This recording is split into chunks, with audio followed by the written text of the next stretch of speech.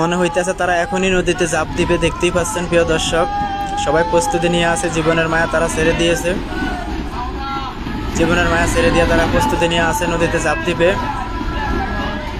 কেউ একজন কান্না মাখা কণ্ঠে আজান দিতেছে, দেখতেই পাচ্ছেন প্রিয় দর্শক। আমরা সবাই একটু তাদের জন্য দোয়া করবো, আর ভিডিওটা একটু শেয়ার করে দিবেন প্লিজ। এতটাই ভয়াবহ বাতাস আর বৃষ্টি, তার উপরে বিজলি চমকাচ্ছে, দেখতেই পাচ্ছেন আপনারা। সুবহান আল্লাহ, দেখতেই পাচ্ছেন প্রিয় দর্শক। ভিডিওটি একটু শেয়ার করে দিবেন, সকলে একটু দোয়া করবেন তাদের জন্য। লঞ্চটি বরিশাল থেকে ঢাকার উদ্দেশ্যে রওনা দেন, মাঝপথে তারা এই ঘূর্ণিঝড়ের শিকার হন। লঞ্চের ভিতরে পুরো পানি চলে আসতেছে, বিজলি চমকাচ্ছে। সকলে একটু দোয়া করবেন, ভিডিওটা একটু শেয়ার করে দিবেন প্লিজ। এই পরিস্থিতিতে লঞ্চ কর্মকর্তারা লঞ্চ কিন্তু থামিয়ে রাখেননি, লঞ্চ কিন্তু ধীরে ধীরে সামনের দিকে এগিয়ে যাচ্ছে।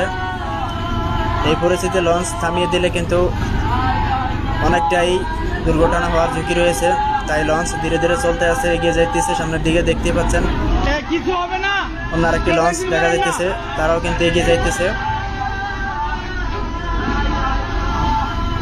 আল্লাহ ভরসা, দেখা যাক কি হয়। সবাই একটু দোয়া করবেন আর ভিডিওটা একটু শেয়ার করে দিবেন।